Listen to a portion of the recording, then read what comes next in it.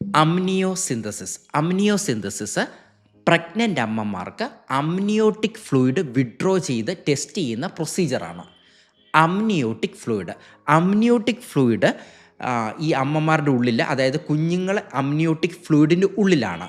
So amniotic fluid എന്ന് പറയുന്നത് കുഞ്ഞുങ്ങളെ ഇഞ്ചുറിയിൽ നിന്ന് പ്രിവെൻറ്റ് ചെയ്യുക, കുഞ്ഞുങ്ങളെ ഇൻഫെക്ഷനിൽ നിന്ന് പ്രിവെൻറ്റ് ചെയ്യുക, കുഞ്ഞുങ്ങളുടെ പ്രോപ്പർ മൂവ്മെൻറ്റ്, ഇതിനൊക്കെ സഹായിക്കുന്നതാണ് ഈ ഫ്ലൂയിഡ് എന്ന് പറയുന്നത്, അമ്നിയോട്ടിക് ഫ്ലൂയിഡ്. ഓക്കെ, ഈ അമ്നിയോട്ടിക് ഫ്ലൂയിഡ് വിഡ്രോ ചെയ്യുന്ന പ്രൊസീജിയറാണ് അമ്നിയോസിന്തസിസ്.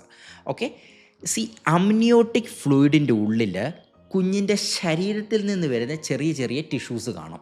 ഓക്കെ, അതുകൊണ്ട് തന്നെ ഈ ഫ്ലൂയിഡ് ടെസ്റ്റ് ചെയ്താൽ മനസ്സിലാക്കാൻ പറ്റും ഈ കുഞ്ഞുങ്ങൾക്ക് എന്തെങ്കിലും ഗ്രോത്ത് ഡിഫക്റ്റോ പ്രശ്നങ്ങളോ ഉണ്ടെന്നുണ്ടെങ്കിൽ. ക്ലിയർ അല്ലേ? സാധാരണയായിട്ട് 15 to 20 വീക്സ് പ്രഗ്നൻസിയിൽ ഇത് ചെയ്യാറുണ്ട്.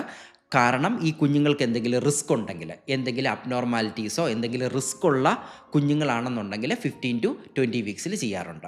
പിന്നെ ചെയ്യുന്നത് 4 to 6 മന്ത് പ്രഗ്നൻസിയിലാണ്.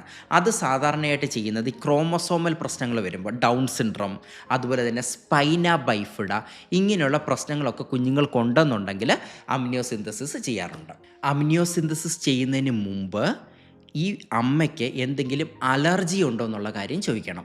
അലർജി എന്ന് പറയുന്നത് ലാറ്റക്സ് അലർജി, ഏതെങ്കിലും മെഡിസിനോട് അലർജി, ഇങ്ങനെയുള്ള അലർജി ഉണ്ടെന്നുള്ളത് കറക്റ്റായിട്ട് അമ്മയോട് ചോദിച്ച് മനസ്സിലാക്കണം. ഉണ്ടെങ്കിൽ അത് ഫിസിഷ്യനെ ഇൻഫോം ചെയ്യണം. അതുപോലെ തന്നെ അമ്മയ്ക്ക് എന്തെങ്കിലും ബ്ലീഡിങ് ഡിസോർഡേഴ്സ് ഉണ്ടെങ്കിൽ, ബ്ലീഡിങ് ഉണ്ടാക്കുന്ന ഏതെങ്കിലും മരുന്ന് കഴിക്കുന്നുണ്ടെങ്കിലും അത് ഫിസിഷ്യനോട് പ്രത്യേകം ഇൻഫോം ചെയ്യണം.